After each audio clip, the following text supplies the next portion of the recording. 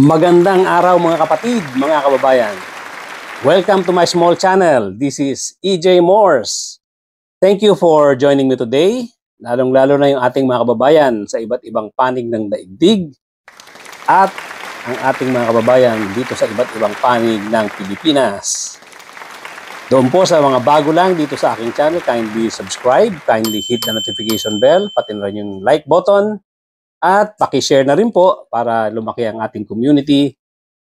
At bago tayo magtuloy-tuloy, as usual, yung ating EJ Morse prayer. Here it goes. Sa lahat ng mga manggagawa sa pamahalaan, sa lahat ng mga public servants, tama na ang pagyayabang, itigil ang pagiging arugante. Irespeto ang batas, irespeto ang mamamayan. Huwag magnakaw, huwag maging tamad, maging mapagpakumbaba. Pasweldo kayo ng taong bayan, kami ay nakamasid, di namin kayo tatantanan. Okay, tuloy-tuloy na po tayo sa ating topic for today. Sino lang ba ang kinakasuhan ng ICC? Yung mga Members! African countries. Si PRD lang ang first Asian na kinasuhan ng ICC. Ng ICC. Ng ICC. Ng ICC. Pag-usapan natin yung itong ginawang speech ni Sara Duterte, itong ating minamahal na Vice President, diyan sa Australia. Pero I think nakabalik na yata itong si VP Sara. Alam nyo, ayoko namang magalit sa mga kapwa nating Pilipino na, alam nyo, parang misinformed ang mga Pinoy. Ayoko namang sabihing masakit na salitang inuuto or nauuto sila. Alam nyo, mahal natin yung mga kapwa natin Pilipino, lalo na yung mga OFW na yan, na nagsisikap para sa kanilang mga pamilya dito sa Pilipinas. Pero sa tingin ko lang, kulang ang nakukuha nilang information. Kaya somehow, yun nga, ang iba dyan nauuto. Wow! Masakit man pakinggan yung salitang nauuto dahil yun na nga, mahal natin yan mga kapwa natin Pilipino. Pero dapat naman, kalimutan na po natin yung pagiging siguro talagang kababayan nyo, taga Davao, ang karamihan dyan. Kasi naririnig ko, nagbibisaya sila Naiintindihan naman ng audience at naririnig mo to sa audience, may mga sumasagot ng Bisaya. So, ibig sabihin, mukhang nakararami dyan, mga kababayan niya sa Mindanao. But then again, ayoko rin sabihin na porke kababayan, sunod-sunuran na lang dun sa mga sinasabi or mag-a-agree na lang dun sa mga sinasabi ni Sara Duterte. Marami din naman siguro dyan na sumama lang para lang may special or may ibang activity, nakikisaya sila. Dahil sa totoo naman, itong si Sara Duterte, parang yung tatay niya. Meron talagang, alam mo na, palabiro, nagpapatawa. Meron talaga, huli niya rin yung audience niya Kaya lang, ang pinag-uusapan natin dito, katotohanan. At ano yung para sa bayan. Nakabubuti sa bayan o nakakasama sa bayan. Yun ang ating dapat pagtuunan ng pansin. Ayoko rin nga talagang sisihin yung mga kababayan natin na napapaniwala nitong si Sara Duterte. Na bawat salita niya, nagpapalakpakan, lahat ng sinasabi niya, pinapalakpakan na akala mo totoong totoo. Wala po akong sama ng loob. Wala akong personal na galit dito sa mga Duterte para malaman lang ninyo. Ang akin lang, yung mga nangyayaring dapat imbestigahan, dapat harapin nilang problema, harapin nila. At huwag silang magdi-deliver ng mga salitang hindi totoo. Na yun na nga, pinang-uuto nila doon sa mga Pilipinong kulang sa information. Yun po ang aking pinaglalaban dito. Although naiinis kang tignan doon sa mga nakikita mo na tuwing magsasalita, tuwing meron siyang salitang hindi naman totoo, pinapalakpakan, nagsisigawan. Hindi po tayo naiinggit sa personality ni Sara Duterte. Siya po ay nahaharap sa isang malaking problema dito sa Pilipinas. Dito sa kanyang inuupuang pwesto sa gobyerno na dapat niyang harapin. Pero sanay na sanay talaga siya sa propaganda. Talagang kinalakihan niya na ang politika, kinalakihan niya na ang propaganda. Sanay na sanay siya. Nami-maintain niya yung mga tagahanga niya, yung mga followers niya na pumapalakpak sa kanya. Meron siyang ganong klaseng karisma, kamukha nung sa tatay niya. Kaya nga sinasabi natin dito, hindi naman natin kinaiinggitan yung personality niya, wala tayong problema doon. Ang problema lang, meron ba silang nagawang pagkakamali? Meron ba silang nagawang krimen na dapat harapin squarely? Huwag daanin sa bola, huwag dadaanin sa patawa. Dapat nilang harapin yung mga nakasalang na kaso laban sa kanila. Ang masakit dito, ito nga ang ating mga kababayan, na bawat salita ng mga Duterte nagpapalakpakan, hindi nila inoobserbahan, hindi nila masyadong pinapakinggan yung katotohanan. Siguro naman nakakarating din sa kanila ang ibang balita, pero pumapasok sa kabilang tenga at lalabas sa kabila. Yan po ang problema natin sa ating ibang mga kababayan, na sobrang tagahanga nitong si Sara Duterte, sobrang tagahanga ni Digong Duterte. Dito sa speech niya, sinabi niya, yung sa Australia, bakit daw walang Western cases ang ICC? Bakit daw? Bakit daw ang kasamahan dito ni Digong Duterte sa loob ng detention center ay mga French-speaking, mga black people diyan sa mga taga-Africa. At siya lang daw ang Asian. Ano naman ang problema natin doon? Kung talagang sila ang may kaso. At yung tanong na pinasasakay ni Sara Duterte na bakit daw walang Western na nakakasuhan ng ICC. Kung napapansin nyo, sino lang ba ang kinakasuhan ng ICC? Yung mga Members! African countries. Alam niyo ang kasama ni PRD? Mga black na French-speaking. Si PRD lang ang first Asian na kinasuhan ng ICC. Na kinasuhan ng ICC. Na kinasuhan ng ICC. Na kinasuhan ng ICC. And so, we ask, bakit walang Western cases? Yes, ma'am. Hindi nila kaya. Hindi nila kaya ang mga kahapon lang may binomba na bansa. Ito pa? Ilan ang magpatay doon? Ay, hindi na natin alam. But I'm sure may mga patay doon. And ano ba sinabi ng ICC? And ano ba sinabi ng ICC? And ano ba sinabi ng ICC? And ano ba sinabi ng ICC? And ano ba sinabi ng ICC? Wala. So bakit sila nakikialam sa isang presidente na ginawa lang niya ang trabaho niya para sa bayan? Pang-apat, ma'am, it is clearly politically motivated. Panahon yon ng kampanya. Meron na ang mga schedule at plano sa pangangampanya.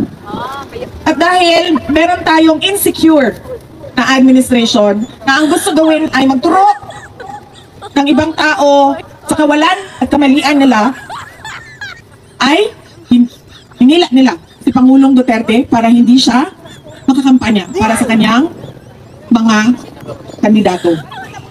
It's shameful because the world was watching and then they were completely taken aback that there is a government who will deliver its citizen to a foreign jurisdiction to be jailed in another country.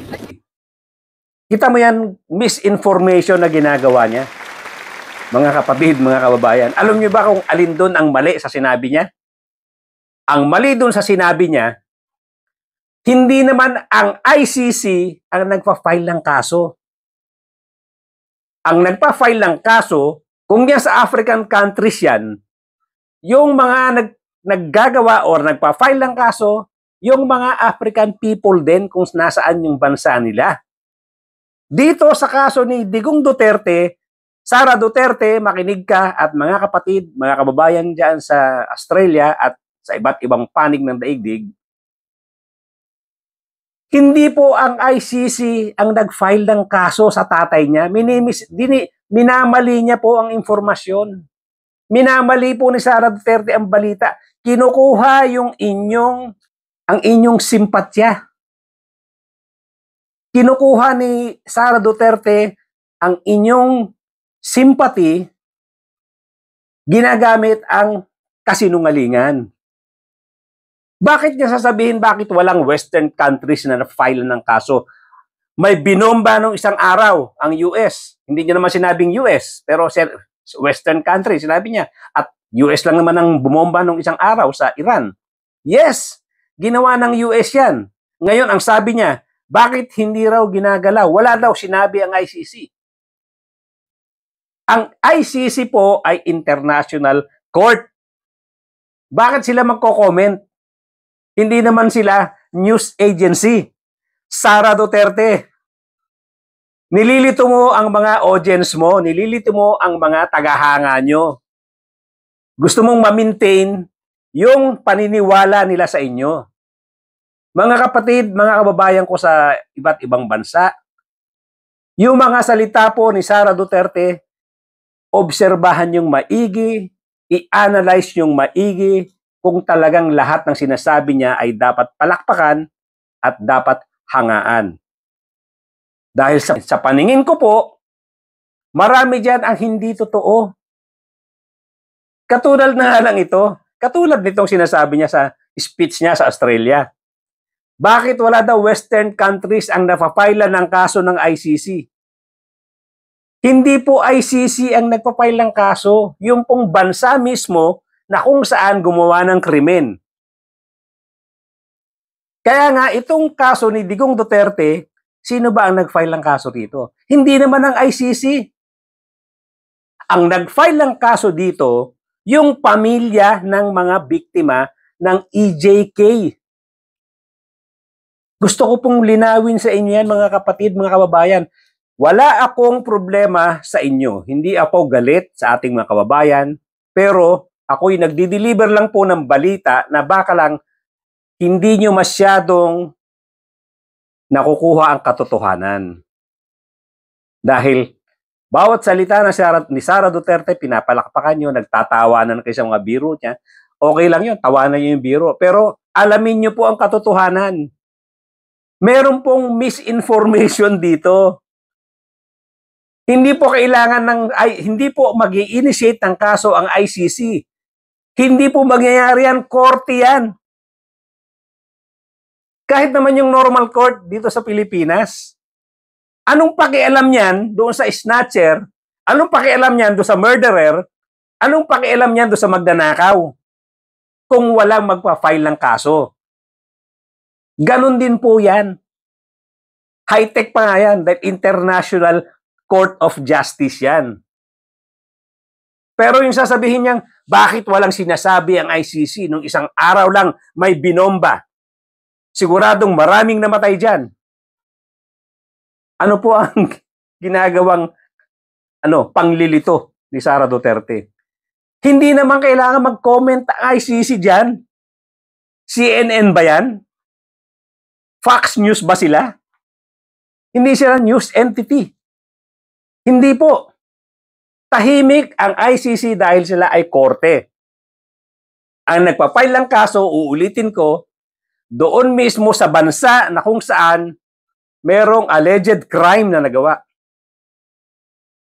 At dito sa Pilipinas, yung term or yung presidency ng kanyang tatay, allegedly maraming pinagpapatay na mamamayang Pilipino na hindi nakakuha ng hustisya rito dahil kontrolado nila that time ang lahat, pulis, ang korte, etc. Yun ang sinasabing mga dahilan. Kaya itong mga pamilya ng mga biktima pumunta ng ICC. Doon sila nagreklamo.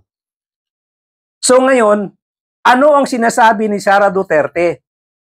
Na bakit daw nakakasuhan lang yung mga itim, yung mga French speaking at nag-iisang Asian itong si Digong Duterte? Bakit daw pinabayaan ng gobyerno na arestuhin ito at dalhin doon sa dahig? Isa na namang pambobola yon, isa na namang kalokohan yon, isang pagsisinungaling na naman yon. Parang ang sinasabi niya, kagagawa ng gobyerno ito, bakit pumayag ang gobyerno na dalhin yung tatay niya doon sa ICC sa dahig? Ang investigasyon na to ay initiated ng mga abogado at ng mga pamilya ng biktima. At nung makita na may prima facie evidence, nag-issue ng warrant of arrest. At yun na nga, na-aresto nga. Dahil tayo ay miyembro ng Interpol na pinakikinabangan din natin pag meron tayong wanted na gustong hulihin na nasa ibang bansa. Kaya ano lang yan, reciprocity lang yan. Nag-reciprocate tayo at yung inisyuhan nila ng warrant of arrest na si Digong Duterte, hinuli dito ng mga pulis. At ang sinasabi na naman ni Sara Duterte, again, yung kanilang standard na linya na ito ay obviously politically motivated. Sara Duterte, may alleged crime na ang tagal inimbestigahan, halos 8 taon inimbestigahan niya ng ICC. Pagkatapos sasabihin mo, politically motivated. At again, mga kapatid, mga kababayan, para lang sa information ninyo na mga taga-hanga nila Sara Duterte, mga taga-hanga ni Digong Duterte. Yung pong kaso na to, na-authorize ang investigation nito noon pang September 15, 2021. Walang-wala pang eleksyon, malayong-malayo pa. Yung sinasabi niyang nung daw during the time ng election na, nagka-campaign na si Digong Duterte, doon daw ipinahuli ng gobyerno. Again, mga kapatid, mga kababayan, nililito kayo. Hindi po tama ang ibinibigay na information sa inyo ni Sara Duterte. Ang layo-layo pa 2025, 2024, nagka-campaign, kung nagka-campaign na. September 15 pa, 2021, iniimbestigahan na itong EJK, itong war on drugs ni Duterte. At covered dyan, mula November 2011 hanggang March 2019. Yun ang kinover ng investigasyon. Kasi noong 2019, ipinul out na ni Digong Duterte ang membership natin diyan sa ICC. Kaya doon naputol ang investigasyon. Kaya, again, hindi ko kayo sinisisi diyan sa sobra niyong paghanga kay Sara Duterte, pero gusto ko lang sabihin sa inyo yung katotohanan. Hindi po ito politically motivated dahil ang investigasyon 2021 pa. Malayong-malayo pa ang eleksyon. Kaya, mga kapatid, gumising kayo. Kailangan natin magkaisa dito sa Pilipinas para pagandahin natin ang gobyerno. Huwag na po tayong maglagay ng mga taong katakot-takot ang mga hinaharap na kaso. Na ngayon, dahil hindi na sila sinusuportahan ng karamihan ng Pilipino dito sa Pilipinas, nag-i-speech na sila doon sa mga bansa, sa iba't ibang bansa na kung saan nakakakuha silang audience kahit pa ilan-ilan, 200-300 siguro, para lang express nila yung kanilang mga gustong pambobola. Yung mga gusto nilang sabihin na lihis sa katotohanan. Ito, lihis sa katotohanan ang sinasabi niya sa Australia. Yung sinasabi niyang Bakit na wala kinakasuhan ng ICC ng mga Western countries? Hindi po magkakaso ang ICC. Korte sila. See? Klarong-klaro po yung panlilinlang doon sa portion na yon. At dito naman, sinabi niya naman, yung pagkakahuli ng tatay niya, politically motivated. Again, hindi po tama. Nilinlang na naman tayo, nilihis na naman niya ang kwento. Paano magiging politically motivated yan? Ang tagal-tagal na niya, 2021 inumpisahan yung investigasyon. Mga kapatid, mga kababayan, imulat natin ang mga mata natin para hindi na tayo magkamali sa pagboto ng mga leader natin sa Pilipinas. Pagtulong-tulungan po natin. Hindi po ito para sa akin. Ulitin ko, mali, i-rephrase ko. Hindi po ito para sa akin lang. Para po ito sa ating lahat na mga mamamayang Pilipino na gustong magkaroon ng tunay na pagbabago dito sa Pilipinas. Huwag na po tayong maglagay ng mga tao dyan sa gobyerno na hindi tayo pagsiserbisyuhan, pag nanakawan pa tayo, papapatay ng mga tao kung kalaban nila. Pagkakalaban nila, papapatay nila. Hindi po natin kailangan ng mga ganyang public servants. Ang tawag po dyan mga public servants. And yet, naghahari-harian sila. Hindi nire-respeto ang batas, hindi nire-respeto ang konstitusyon, hindi nire-respeto ang kapwa nating Pilipino. Yan ba ang gusto nyong leader? Tapos pag nagsasalita sa harapan nyo, nililihis ang katotohanan? Gusto nyo ba ng ganyan? Papalakpakan nyo yung mga biro, papalakpakan nyo yung mga sinasabi, tatawanan nyo yung mga biro, susuportahan nyo sila, halos magpakamatay kayo, mainitan, magutom, mapuyat. Susuportahan nyo ba ang taong nililihis ang katotohanan para pabor sa kanila? Yes, mga kapatid, mga kababayan, inililihis nila ang mga katotohanan para pumabor sa kanila, para kayo ay magpatuloy na sumuporta sa kanila. Hindi natin kailangan ng ganyan mga leader sa Pilipinas. Tandaan yung mabuti. Inuulit-ulit ko. Itong mga leader na to, itong mga public servants na to, pasahod nating mga mamamayang Pilipino nang gagaling sa mga buwis natin. Pagkatapos gagawa ng mga krimen, ayaw maimbestigahan, galit. Iniiba ang kwento, nililihis ang katotohanan para makaligtas sila sa pananagutan. Ito po ay tungkol sa pananagutan. Ang mga public servants po ay may pananagutan sa ating mga mamamayang Pilipino. Kaya kung merong nakita na pagkakamali sila, meron silang ginagawang krimen, dapat po silang managot sa atin. Huwag po natin silang saluhin dahil tagahanga tayo nila. Huwag po natin silang pakitaan ng suporta dahil hinahangaan natin ang personality nila. Dapat ang pagtingin natin sa mga leader natin, ang pagtingin natin sa mga yan, sa mga public servant na yan, ay beyond personality. Dapat ang tingin natin sa kanila, public servant sila. Tayo ang boss nila. Dapat magsabi sila ng katotohanan. Dapat suportahan nila ang batas. Suportahan nila ang konstitusyon. Igalang nila ang mamamayang Pilipino.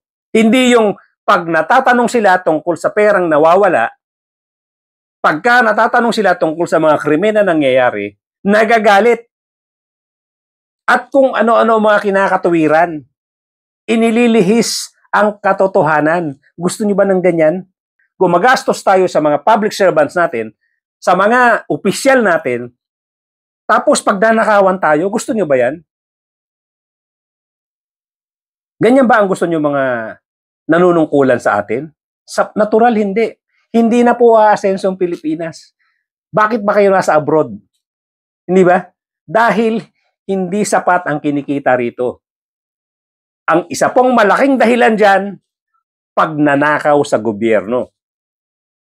Kaya kung hindi po tayo maghahalal ng mga tamang tao na hindi magnanakaw, hindi po matatapos itong problema natin. Hindi ko po sinasabing napakalinis yung mga kasalukuyang nakaupo ngayon. Kung kailangan imbestigahan sila, imbestigahan din natin sila. Pero itong naumpisahang investigasyon tungkol kay Sara Duterte, since naumpisahan na yan, naimbestiga ng Kongreso, dapat yan, humarap siya sa paglilitis. Harapin niya at patunayan niya na yung palagi niya kinakatuwiran na ito ay politically motivated. At kung wala siyang kasalanan, edi absuelto siya. Pero kung meron siyang kasalanan, hindi na siya dapat makaupo pa sa anumang posisyon sa gobyerno. Yan po ang ating deserve. Deserve po nating mga mamamayang Pilipino yan. Na yung mga walang karapatang maupo sa gobyerno, dapat hindi na sila makaupo magpakailanman. Dahil uulit-ulitin lang ang kanilang mga ginagawang panlilinlang pagnanakaw sa gobyerno. Kaya yun po mga kapatid, mga kababayan, uulit-ulitin ko, pagtulong-tulungan natin to. Hindi ako galit sa ating mga kababayan na naniniwala dito sa mga Dutertes. Pero ang suggestion ko po, bilang isa pong kababayan ninyo, lawakan po ninyo ang inyong tingin. Tingnan nyo ng maigi ang mga balita, ang katotohanan, hanapin ninyo. Hindi kami magsasalita, itong mga vloggers, itong mga nasa media at social media, hindi po kami mag-aaksaya ng panahon, nakakadaldal dito, kung ito ay puro personal lang na satisfaction. Kung ito ay personal na dahilan lang, kung ito ay kami ay may mga amo, kami ay mga tumatanggap ng kung ano-ano para lang magsalita para sa kanila, wala pong ganun. Sinasabi po natin ito, sinasabi ko po ito dahil sa pagmamahal ko sa bayan. Yung pagmamahal ko sa ating bayang Pilipinas. Nasasaktan po ako na makita na ganitong klaseng mga opisyal, ganitong klaseng mga public servants na dapat nagsisilbi sa atin ang nakakaupo sa pwesto dahil sa boto ninyo, dahil sa kanilang popularity. Tigilan na po natin yan. Dapat po hindi popularity ang ating pasihan. Tingnan po natin ang katotohanan. Mag-research po tayo sa mga background nila. Hindi po talaga maganda. Dito na lang sa mga kasong hinaharap nila. Magkano ang ginagastos ni Digong Duterte sa mga lawyers niya? May estimate dyan na umaabot na 150 million a month. Dito sa Pilipinas, sa impeachment case ni Sara, ang law firm ni Fortune ang kinuha niya. Magkano ang acceptance fee niyan? Magkano ang monthly niyan? Ang estimate niyan, more or less nasa mga 20 million daw acceptance fee niyan. Ang monthly niyan, hindi ko alam kung 5, 6 na milyon. Hindi ko alam. Pero definitely, very expensive itong si Fortune. Ngayon, saan ba nanggaling itong mga pamilya Duterte? Puro mga government workers po ito. Mga government employees po ito. Saan sila kukuha ng ganyang kalaking pambayad sa abogado? Saan po? Yan po ang ating isipin. Para po makumbinsin yung sarili natin na totoo ba talagang itong mga ito ay may ginawang kasalanan? Tingnan nyo yan. Doon pa lang po nga sa mga pambayad sa abogado nila. Saan nila kukunin yan? 150 million a month estimate. Dahil mga foreign foreign lawyers yan. At times ang US dollar natin nasa magkano? 56 pesos is to $1. Napakalaki po ng mga ginagastos niyan. Ngayon, ilang taon sila? Ang daling compute niya, kukumputin natin. Sumiswell, magkano ang sweldo ng mga government employees? Kahit na ang presidente, sabihin natin kalahating milyon. Ang vice president, magkano? 300, 400,000? Bilangan nyo yung 6 na taon kung magkano lang yan. Eh, may mga gastos pa yan. May mga binabayaran yan kung ano-ano. May mga binibiling gamit yan. Samantalang, gagastos ka ng 150 million a month. Pag inabot yan ng 5 taon, gano'n nakalaki yan? Ganon din yung kaso ni Sara Duterte. Sabagay ito, siguro maiksi-iksi lang ito. Yung impeachment. Pero just the same. para sa isang government worker, government employee na magbabayad ka ng roughly or more or less 20 million pesos acceptance fee. May nagsabi niyan kasi may nag-estimate niyan. Saan niya kukunin yan? Mga kapatid, mga kababayan. Anong tawag doon? Anong tawag doon sa ganong klaseng pera? Kayo na po magsabi. Yung 150 million a month na estimate doon sa ginagastos ni Digong Duterte diyan sa Dahig.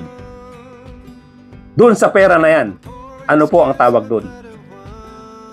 Ano po ang tawag doon sa ganong klaseng pera? Saan po nagmula yun?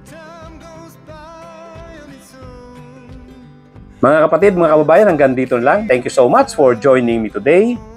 At doon po sa bago lang sa akin channel, kindly subscribe, kindly hit notification bell, pati na rin po yung like button. At mga kapatid, spread po natin, ikalat po natin itong ating discussion, ating napag-uusapan dito nang sa ganon, dumami ang nakakaalam ng ating mga topics, especially yung mga ganito na importante sa ating mga Pilipino. Para sa ating mga future na gagawing mga pagboto ng ating mga leaders, ng ating mga public servants, na dapat talagang, kaya nga public servant, dapat magsilbi sila sa mamamayang Pilipino. At igalang ang konstitusyon, igalang ang batas, igalang tayong mga mamamayang Pilipino. Huwag na po tayong bumoto dahil popular, dahil magaling magbiro, magaling mag-joke, magaling mambola. Huwag na po tayong magpabola. Napag-iwanan na po ang Pilipinas dahil sa ganyang pambobola. Thank you so much once again. At mga kapatid, mga kababayan, magkita-kita po tayong muli.